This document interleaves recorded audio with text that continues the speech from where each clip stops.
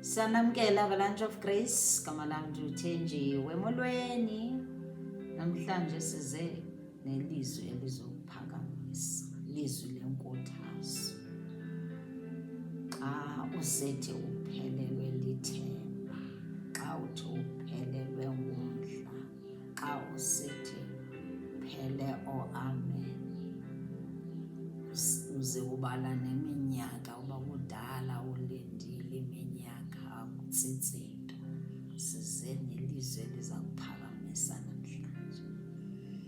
Sizalifumana kwincwadi yabaseKolose besithathu, sawuqala kwivesi yokuqala siphele kweyesine. Ukuba ngoko navuswa kunye noKristu, funani izinto zaphezulu apho akhona uKristu ehleli ngasekunene kukaThixo. uYesu wafa efela izono zam nawe, wavuka savuka naye. Ivesi ithi masifune izinto zaphezulu apho akhoyo uYesu Kristu, sifune elalizwe lakhe. Andithi utshilo kuJohn 6:63 wathi, the words I speak are life and spirit. It means amazwi akhe asinika ukuphila. He gave us life. Amazwi kaYesu Kristu, amazwi aseBhayibhileni. Adlale ngeevangeli, adlale ngelizwi, adlale ngelizwi, phila ngelizwi. Verse 2 ethi, nyamekelani izinto zaphezulu, zingabi zezasemhlabeni. Yoqala ithi masizivune isibini ithi sizinyamekele, sinyamekele zaphezulu, siyeke ezomhlaba. Yeka le oyijongileyo, ojongene nayo ingxaki. Yeka suvuma ukuthi nje attention yakho, ingqondo yakho ibe kwizilingo ukudlula uYesu Kristu. Funa uYesu Kristu, ungajongi ezi zinto ezijongene nazo, ungajongane nale ngxaki, ungajongane nokuphelelwa kwakho umsebenzi.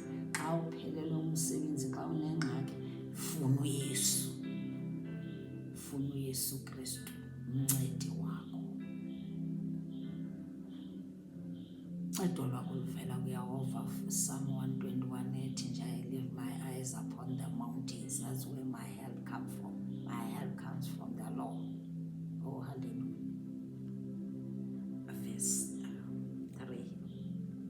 Kuba nafayo baye ubomi benu bufihlakele ndawonye noKristu kuye uThixo.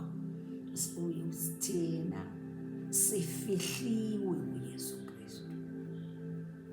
He is our strong tower. We are secured in Jesus Christ. We are safe in Him. Proverbs. It is a strong tower, Jesus Christ. The righteous run to Him and they are safe. Funa yena, funa yena. Verse 4. Xa athe wabonakaliswa uKristu obubomi bethu, ngelo xesha niyakubonakaliswa nani ninaye ekuqhaqhawuleni. I love that verse. Ithi xa uYesu ebonakala nathi safana naye. Litshela xa ujongene, xa amehlo wakho ejonge kwizilingo, ejonge into embi, ii-challenges zakho, uzawuphelelwa ngamandla.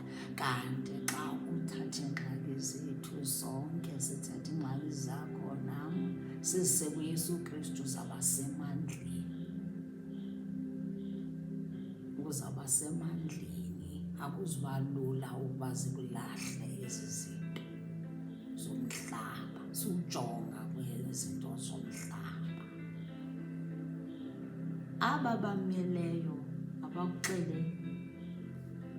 abakuxeleli na abameleyo, thina uxeleleke ukuba bathembile, bajonge izinto zezulu.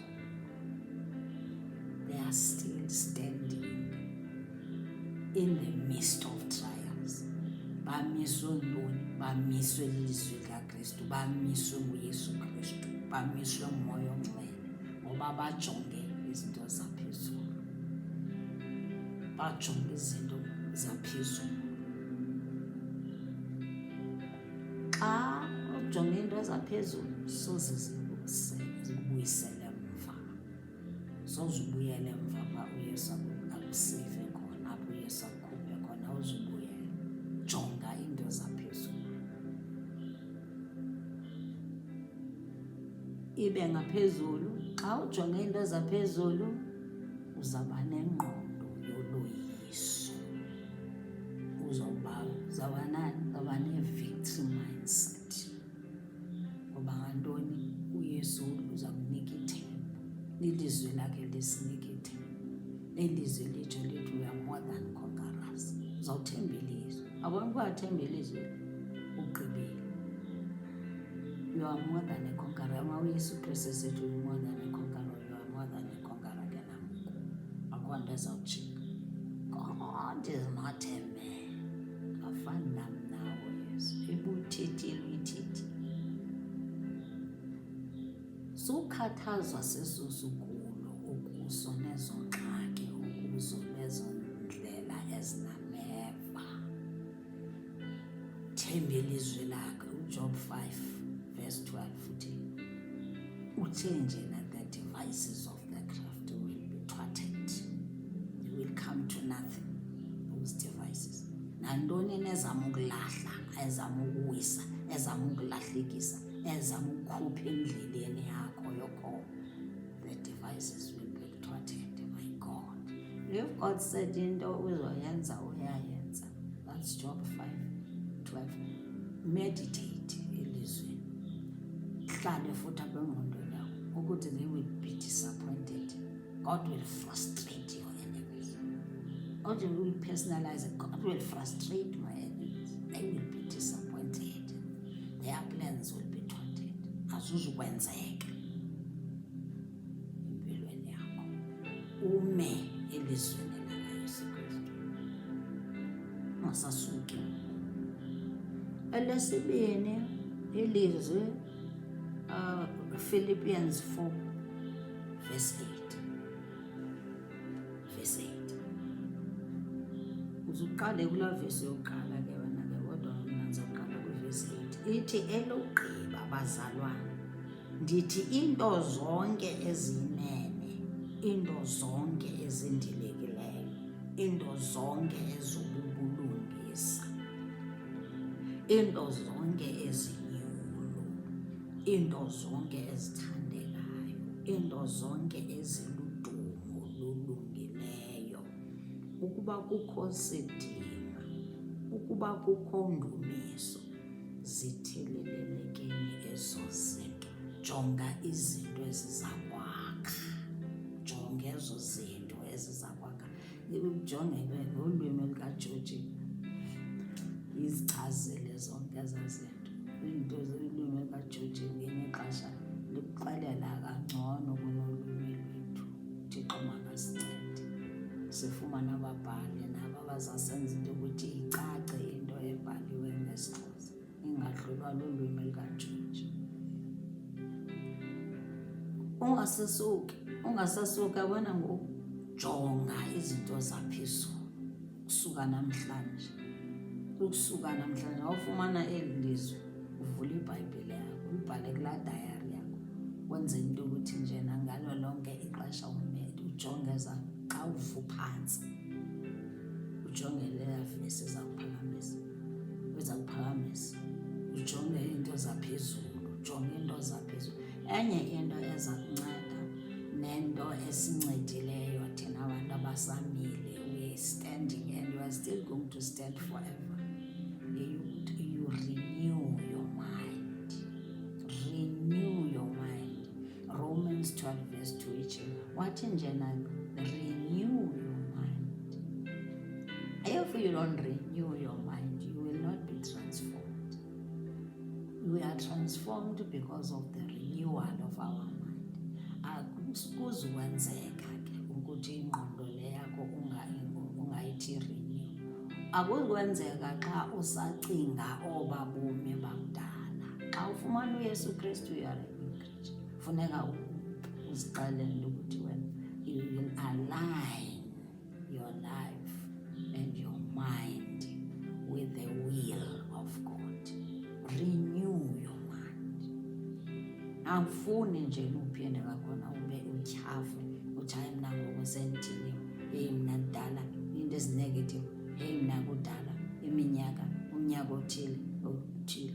Kodwa ulibala into yokuthi nje ngalo mlomo othetha ngawo, it's God's breath. Usakunikile umlomo uYesu, usakunikile umphefumlo. As long usaphila, uphilele uYesu Kristu.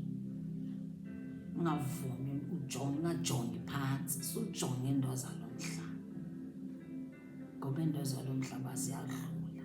Ungazivumi ezikuhlukanise nothando lukaJesu Kristu. Usithandile akhe sijongene into zikaYesu Kristu. Asijongene uYesu Kristu, sizaba semandleni. Usishiyele umoya ongcwele. Ungathi hayi uphi lo Yesu Kristu. Naye is a spirit. God is a spirit. That itshilo laphayana wathi my words are spirit and life in John